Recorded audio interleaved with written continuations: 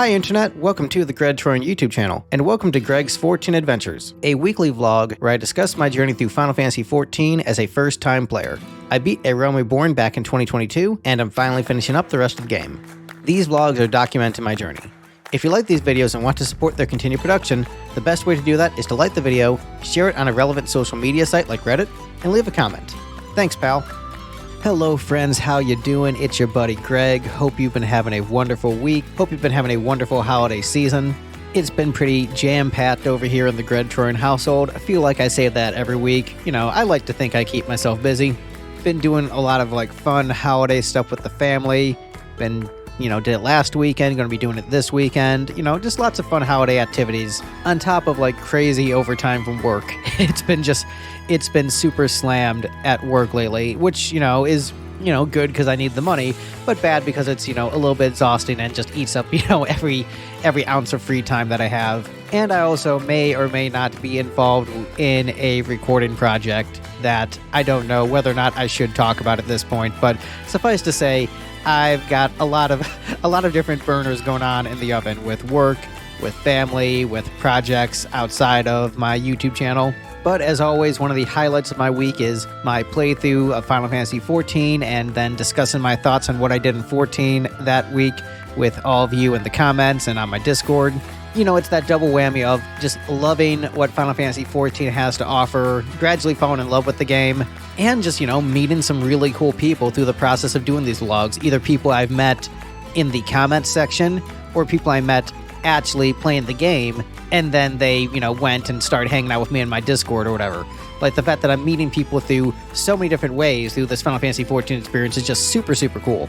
So there wasn't a vlog last week because I was busy playing the Another Eden Final Fantasy IX crossover, which was really, really great. I have a review for it up on the channel if you haven't seen it yet. I mostly stopped playing the crossover after my review because, what was left was basically just a whole bunch of side content and grinding. But because of the way my work week was set up, where I had a bunch of little bursts where I had 10 minutes to myself, or would be on a meeting where I just had to just sit there and do nothing but listen, I ended up playing a lot more Chocobo Hot and Cold in the Another Eden Final Fantasy IX crossover expansion because I just had this downtime where it wasn't really enough time to do anything substantial, but I could just grind out some Chocobo Hot and Cold for a bit. And so I actually made a lot of progress in Chocobo Hot and Cold, got most of the chocographs, evolved my Chocobo from a regular Chocobo to a blue Chocobo to a black Chocobo to a gold Chocobo, and did a little bit more Mognet, unlocked the area where you could fight Ozma, the super boss. Didn't fight Ozma because I just knew super bosses in Another Eden are hard and I just didn't want to deal with that. Did not unlock the Chocobo Paradise. I think I have to use all the dead peppers on the world map to unlock the Chocobo Paradise, and haven't done all of Mognet, but it was just stuff I did while doing other things. And the weird thing about playing the Another Eden Chocobo Hot and Cold stuff and doing the chocograph stuff, it didn't even feel like I was playing Another Eden. It just felt like I was playing Final Fantasy IX. Completely took me back to Final Fantasy IX. Just the music, the gameplay of it, it really just felt like, oh, I'm just playing Final Fantasy IX. I forgot I was playing Another Eden. It felt so much like Final Fantasy IX. They really nailed that. And also Another Eden dropped some really interesting news for me. The Chrono crossover is being extended for another 5 years. So their limited time Chrono crossover is now only a 10-year limited time event, which feels very silly to call anything a 10-year limited time event. I just find that to be a very silly concept, but the Square Enix crossovers are the only crossovers that Another Eden has with a time limit attached, where no, these will go away someday, because Square is very protective of their IP and they want to really track the finances of everything, versus the other companies are yeah, whatever, we trust you.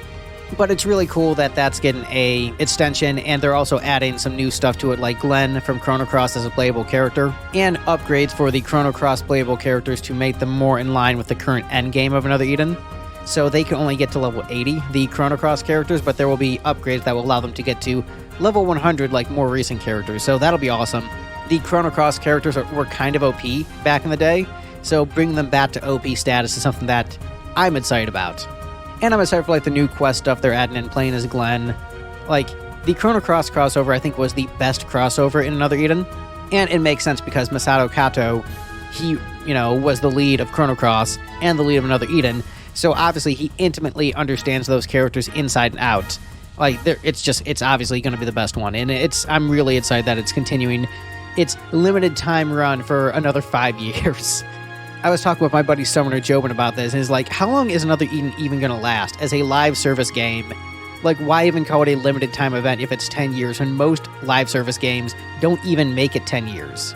It's very silly to me, but again, I'm excited to play through the new content they're adding to that expansion in February when it drops. Playing as Glenn, upgrading my CC character is going to be great.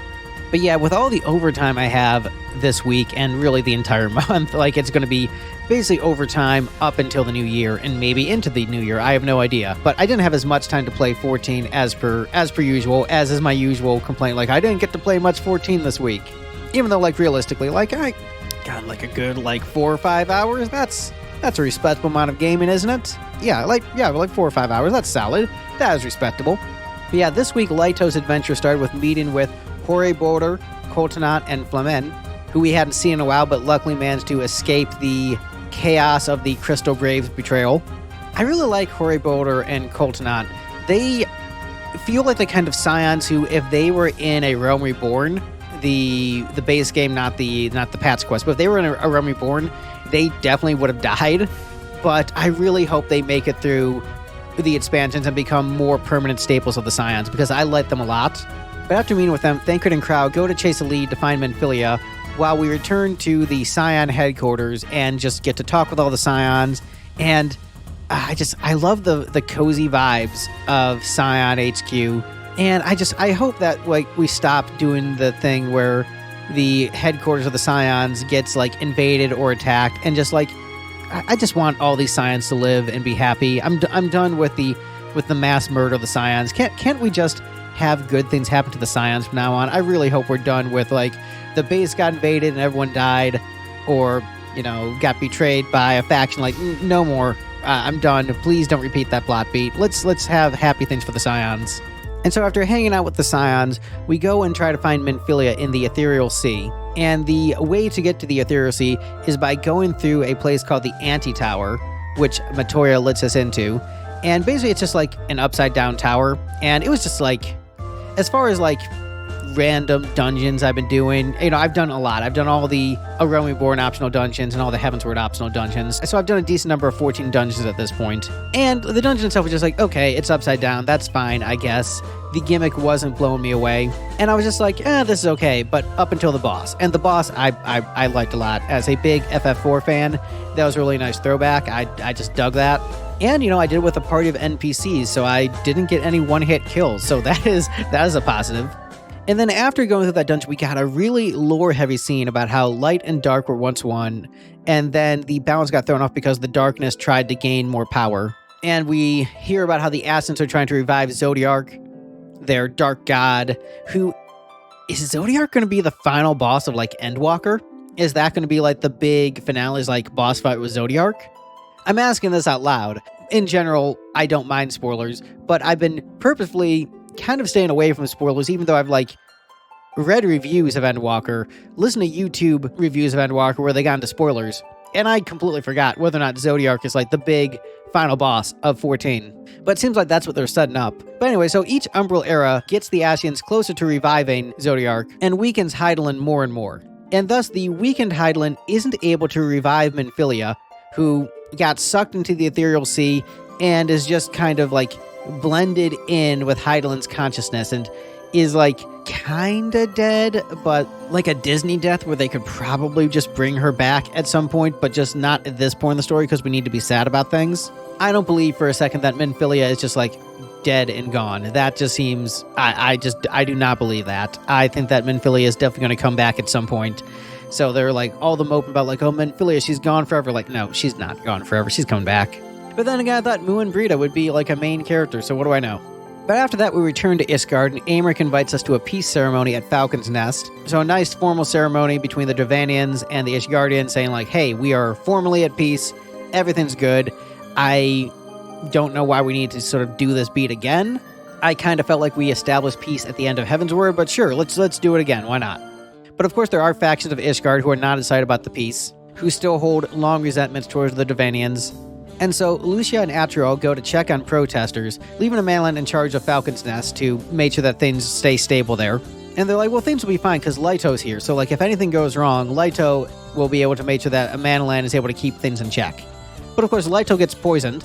A server whose husband died in the war still holds resentments towards the Dravanians, and so intentionally poisons the Warrior of Light so that she can, I guess, just lead a protest and talk about how bad the Dravanians are and how they need to continue the war and just kill every one of them. And so the maid is protesting, and Amandaline, tells one of his soldiers to stop her, but because he's not very specific, the soldier ends up shooting and killing the protester. And so I thought there was actually a lot of room for them to do something very interesting with this in terms of, violence quelling political protest and the dangers that leads to resentment in society. And it's still possible that they might go that route later, but it feels like they start to ask very interesting questions about this and the guilt and blood on Amandaline's hands for not stepping up and better owning his responsibilities. But unfortunately, they don't linger on these questions too long, and they pivot to something else, which is, I think, a lot less interesting. But we'll get to that in a sec.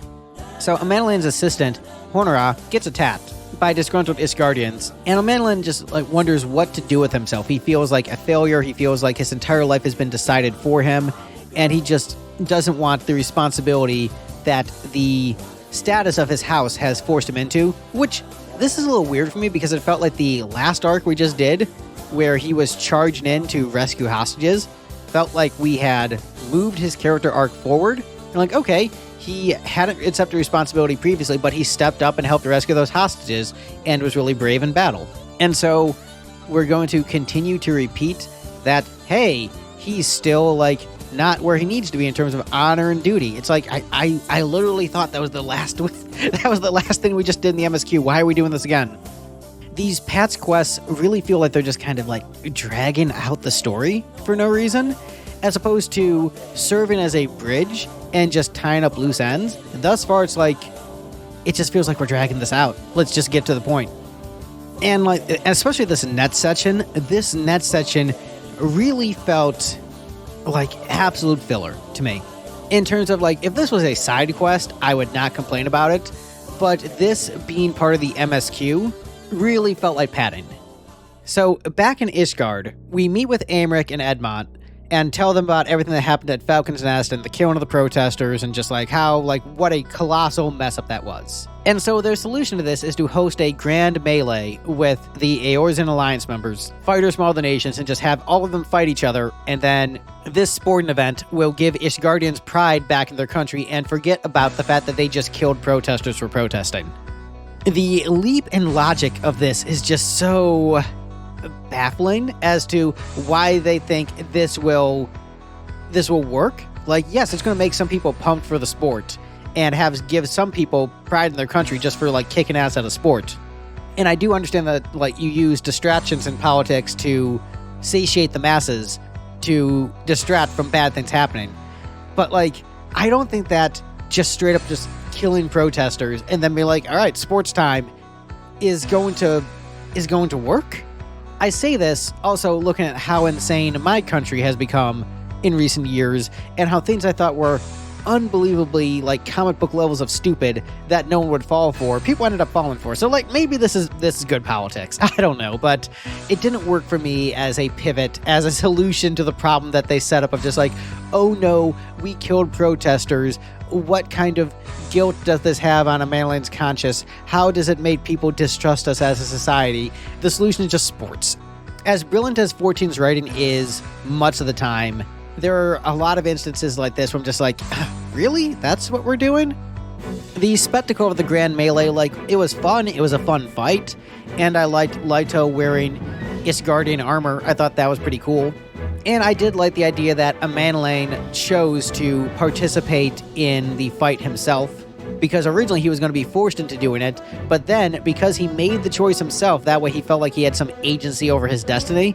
But again, it still sort of leads to the 14 writing problems, Amandaline's going to participate in this fight no matter what, and then he just chooses to participate. It's I don't know, it just felt like he was either going to be forced into doing it or choosing to do it, but either way he still ends up doing it. So I don't know. The writing and introduction of the Grand Melee felt like it was a part of the game they had planned for a while, and then they just stuck it in even if it didn't serve as the next logical follow-up in the story. And that is something that I noticed, now that I'm thinking about it, 14 tends to do this, where they will follow up on certain plot threads for a while, and then pivot to something else that doesn't really work or follow up what you were just doing for a while. Like in the Heavensward MSQ, where you're just following the plot of the Ishgardians, and then it's like, but wait a minute, we're going to go back and focus on the Ulda stuff for a bit. Remember the Ulda stuff? And now that we're done with the Ulda, we're going back to the plot you care about. It just feels like it isn't gelling.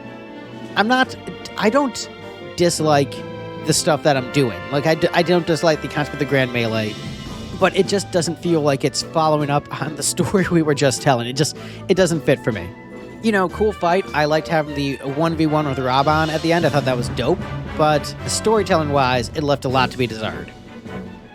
But yeah, as far as other things I did in 14 this week, I played more of the Hildebrand questline with Summoner Jobin, and we were basically ready to do the final boss of the questline, but Summoner Jobin got hit with the dreaded, oh, your items aren't high enough level to do this fight.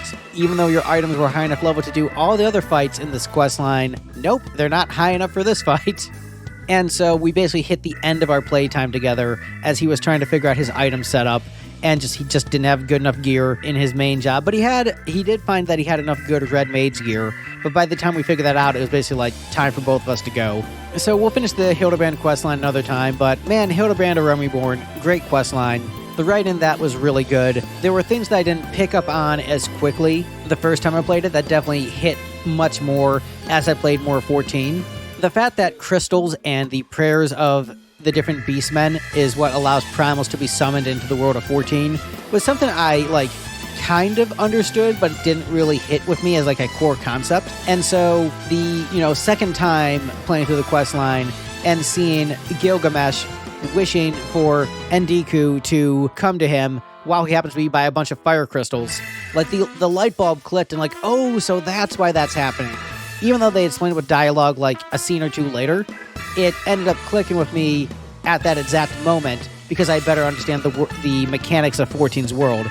And so I really appreciate that. I'm getting a lot out of going back and revisiting stuff that I've already played before, even somewhat recently. And so I'm definitely appreciating the Summoner Jobin sessions because I'm getting more appreciation for 14 through that lens of playing with my alt character with him. But yeah, aside from that, that's basically all the 14 playing I did this week. Oh, well, no, wait. I did do the Starlight Celebration Festival, the Final Fantasy XIV Christmas seasonal event. Put Lighto back in his classic red mage outfit for that, and it was a jolly good time drinking tea. The different mugs were really fun. I liked all the designs. I feel like they should definitely start selling those on the Square Enix merch store. I mean, I kind of want one of those mugs for sipping holiday drinks at home. I mean, they look really fun. Summoner Jobin and I won't have time to play together next week, just based upon our schedule, so we'll be doing the Christmas event together after Christmas. But just to make sure that I did it with both characters, I did it as Lighto in the morning before work, just because I didn't want to miss it. I didn't want to wait on doing it with Summoner Jobin, because we're doing it the day that it ends. And I don't know if I'll have time to do it with both characters that day. So I'm like, you know what, just in case, I'm going to get it done with Lighto now. But yeah, some solid 14 playing this week. Glad to be back in the groove after my Another Eden side adventure, which was still a lot of fun. I don't know how much 14 I'll end up playing next week because that is the week of Christmas. So I've got overtime on the days that are not Christmas and Christmas Eve. So overtime, slammed hours, then the holiday, which...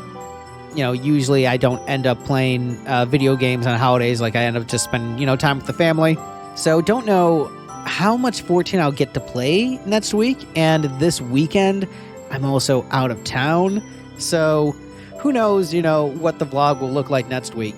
I am definitely hoping to play some Final Fantasy XI during the free login campaign period, because that is coming up on Friday, I think. And so definitely hoping to play some Final Fantasy XI. But I imagine I'll still get some MSQ done and continue to give my thoughts on the story as I progress through it. So I guess my question for everyone this week is, did the pivot to the Grand Melee work for you? Or were you like me, where it's all right, this is cool, I guess, but can we get back to the story? Didn't land with me super well in terms of a narrative perspective, but it was, it was fun for what it was. Let me know your thoughts in the comments below. Make sure you do the liking, the subscribing, all that good stuff. Join my Discord server if you so please. Just the main rule is don't be an asshole. Like, if you're chill, come hang out. If you're not chill, you know, just don't come hang out. It's for chill people only. You know if you're chill or not. If you're chill, then yeah, come hang. If you're not chill, like, don't come. Don't come. We want nice people on the Discord server. Don't be a jerk. You know whether or not you're a jerk. But hey, I don't think you're a jerk. I think you're swell. I think you're a nice person who just needs a big ol' hug and needs to talk about Tekken with your friend. So come, hang out on my Discord server. It's nice. Alright, that's the video. I'll see you guys in the comments, and I'll see you in next week's video. Have a Merry Christmas, a Happy Holiday, and may you remain healthy and happy. Bye, everyone.